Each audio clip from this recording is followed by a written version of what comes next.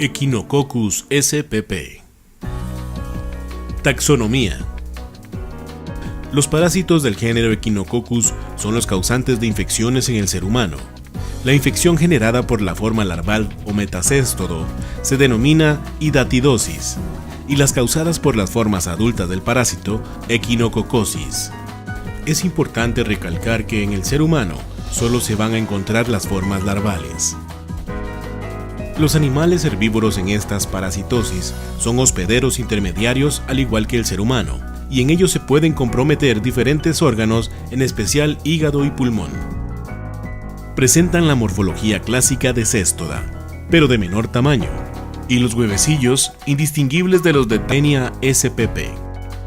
En este video se van a estudiar las principales especies del género Echinococcus, sus ciclos de vida, su morfología, aspectos clínicos y cómo prevenirlos. Echinococcus granulosus. Este céstodo es conocido desde la antigüedad y las regiones más afectadas son aquellas donde hay cría de ganado bovino y ovino, como por ejemplo Australia, Brasil, Chile y Paraguay. Se caracteriza por ser de talla pequeña, mide entre 3 y 6 milímetros de largo, con un escólex piriforme, 4 ventosas y de 30 a 50 ganchos dispuestos en 2 coronas. El estróbilo está constituido por 3 proglótides, inmadura, madura y grávida. Ciclo de vida. El huésped definitivo es el perro doméstico, Canis familiaris. Las formas adultas están en el intestino y al depositar las excretas salen los huevecillos infectantes. Son ingeridos por los hospederos intermediarios, tales como las cabras y ovejas. Luego los huéspedes definitivos se infectan al comer las vísceras de estos animales con el quiste hidatídico. El quiste hidatídico comprende la larva o hidátide, propiamente dicho, más la reacción tisular del hospedero. Hidátide son quistes de una sola cavidad, que puede ser único, redondo u ovalado, de tamaño variado dependiendo del tiempo de evolución. Puede llegar a medir 20 centímetros de diámetro o más. Poseen 3 membranas, externa o adventicia, producida por el hospedero, es de tipo granulomatoso y que permite el desprendimiento fácil del quiste. Mediana o laminada, actúa como soporte, de naturaleza acelular, de pocos milímetros de ancho. Interna o germinativa, de 20 micrómetros de espesor, que da origen a formas reproductivas asexuadas, llamadas vesículas prolígeras, las cuales desarrollan en su interior muchos protoescólices, que miden de 100 a 200 micrómetros. Además posee el líquido hidatídico y el acéfaloquiste. La arenilla hidatídica son restos de vesículas prolígeras y protoescólices sueltos, que forman un granulado visible a simple vista. Aspectos clínicos. El daño es causado por la larva de manera directa o indirecta. Se genera una acción mecánica cuya sintomatología depende del órgano afectado y se puede dar reacciones bioquímicas por el choque anafiláctico.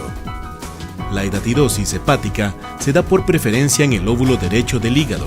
La vía de llegada es por el sistema venoso portal y por lo general existe un solo quiste cuyo tamaño varía con el tiempo en promedio de 20 a 30 centímetros.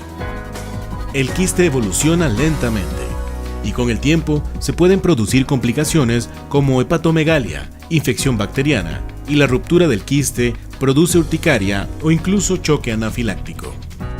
La hidatidosis ósea se forma gracias a la migración de la oncoesfera, desde el intestino a las regiones de hueso a través de vía sanguínea. La localización ósea de la hidatidosis se caracteriza por poseer una forma microvesicular múltiple, invasora, sin advertencia y sin reacción del hueso. Además, las regiones más afectadas son las vértebras, húmero, tibia y fémur. La infección en esta región evoluciona lenta pero progresivamente y se hace sintomática en etapas avanzadas, donde a menudo ya es irreparable. Sintomatología: dolor, tumoración, fracturas, problemas en articulaciones. Diagnóstico: radiología. Diagnóstico diferencial, con procesos inflamatorios agudos del hueso y tumores. Tratamiento: quirúrgico, En algunos casos, un reemplazo total con injertos y prótesis. Hidatidosis pulmonar. La infección pulmonar se produce generalmente por vía sanguínea, después de que la oncosfera ha pasado el filtro hepático. El quiste hidatídico es más frecuente en los lóbulos inferiores y con predilección se forma en el pulmón derecho. Además puede ser intrapulmonar o emergente. Sintomatología: hemoptisis. Espectros: mucopurulenta, dolor, disnea. La expansión de los quistes en la cavidad pleural genera hidroneumotórax y puede evolucionar a una pleuresía crónica. Hidatidosis del sistema nervioso. La oncosfera llega por las carótidas y su ubicación en el cerebro es generalmente en los hemisferios cerebrales, con predilección por el izquierdo, excepcionalmente en el cerebelo, istmo del encéfalo o hipófisis. El quiste hidatídico es único, en promedio de unos 8 centímetros de diámetro. La hidátide en el cerebro llega a comprimir el tejido nervioso, el cual hace presión hacia las paredes del cráneo y genera un adelgazamiento de los huesos. Además, se puede dar la ruptura del quiste. Sintomatología: hipersensibilidad, hipertensión endocraneana, paresia, parálisis y crisis epileptiformes. La situación se agrava por la obstrucción de la circulación del líquido cefalorraquídeo, gracias a la hidátide. Diagnóstico: se hace cuando el quiste pasa los 10 centímetros.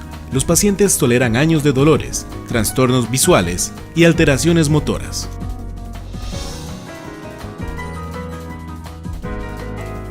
Echinococcus multilocularis. Se han descrito casos en muchos países del mundo, como Estados Unidos, Polonia, Japón y Alemania. El adulto mide 4 milímetros de longitud, con úteros sin bolsas laterales. Con respecto a la hidátide, son quistes múltiples en racimo, infiltrativos, con bordes indefinidos que invaden los tejidos.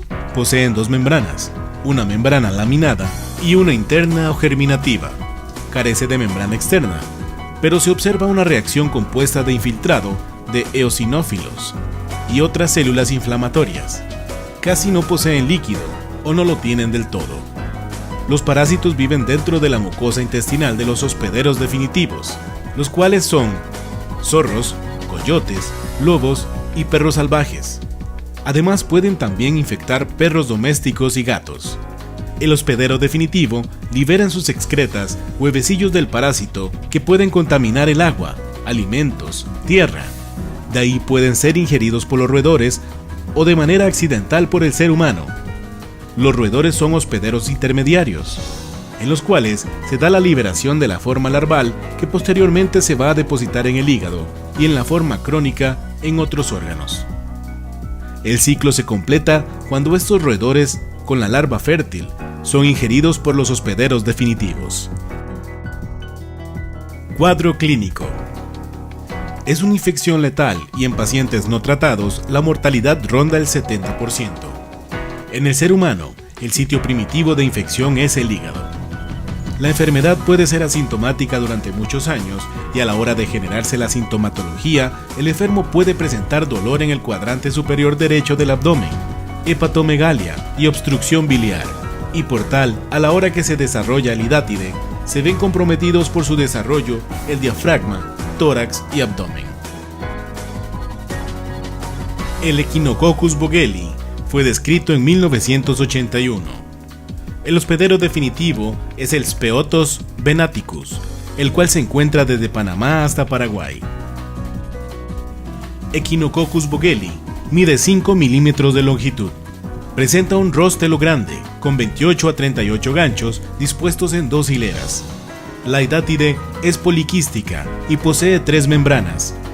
Una capsular, de tejido conjuntivo, de 70 hasta 250 micrómetros de grosor. Una mediana relativamente gruesa y la interna es delicada. Ciclo de vida. El hospedero definitivo es un perro salvaje, el Speotos venaticus, que existe en América Central y en Sudamérica, pero también puede infectarse el perro doméstico. El metacéstodo se desarrolla con frecuencia en un hospedero intermediario como la paca y el roedor americano. En el paca y la nutria, la hidátide es poliquística y se ubica en el hígado. Está constituida por cutícula y germinativa, rodeada por una capa de tejido fibroso. Las vísceras infectadas del paca son a menudo entregadas al perro doméstico, y el ser humano se infecta al ingerir los huevecillos del céstodo que salen en las heces del hospedero definitivo. El perro silvestre tiene menos contacto con el humano, por lo que parece tener poca importancia para la infección humana. La parasitosis del hígado y de los órganos abdominales es lo más frecuente. El cuadro es similar a una cirrosis con icteria e hipertensión portal que conduce a la muerte. La localización pulmonar se presenta en segundo lugar. Para el diagnóstico, se hace un examen histopatológico de piezas quirúrgicos o de necropsia. Para el diagnóstico diferencial, es importante observar las formas y tamaños de los ganchillos de los escólices. Tratamiento: cirugía y quimioterapia. Echinococcus oligartrus. El primer caso se describió en 1965 en Panamá, pero no se pudo confirmar. En la actualidad, solo se han descrito 3 casos confirmados en humanos. Morfología. Entre las especies de Echinococcus, es el de menor tamaño. Mide 2.9 milímetros de longitud por 0.4 milímetros de anchura. Hidátide. La hidátide es uniquística. Presenta quistes de capa laminar, delgada, cubierta por tejido germinal y protoescólices, un poco más grandes que el Echinococcus vogeli. Epidemiología. Estos parásitos se han encontrado en felinos en América Central y del Sur. Los hospederos definitivos son felinos salvajes como el puma y el jaguar. Los hospederos intermediarios incluyen el agutí, Dasyprocta, la rata espinosa, Proechimis, y ocasionalmente el paca y conejo. Los agutíes son los hospederos intermediarios más importantes, los cuales se infectan al ingerir huevecillos eliminados en las heces de los gatos silvestres infectados. En cuanto al hombre, existe la posibilidad de que en la infección participe el gato doméstico. Aspectos clínicos. Se han descrito casos de infecciones en el ser humano causada por las formas larvales, a nivel de la órbita, causando próctosis del ojo afectado, iptosis palpebral y generando una vesícula retroorbital de 2 centímetros y también a nivel miocardio. Sin embargo, no se ha precisado cómo se produjeron las infecciones. Métodos de diagnóstico. Serología. Reacción de Casoni. Detección de masas quísticas a través de pruebas físicas. Pruebas serológicas positivas. TAC. Comprobación parasitológica de membranas del quiste y ganchos. Tratamiento. Depende del tipo de quiste. Si es hidatidosis quística, se realiza generalmente una extirpación abierta del quiste. Para hidatidosis alveolar y en la hidatidosis poliquística, la extirpación del parásito es poco efectiva. Y en todas las hidatidosis se utiliza el albendazol. Prevención. Control veterinario de los animales. Educación. Higiene general. No alimentar a los carnívoros con vísceras de animales. Echinococcus spp.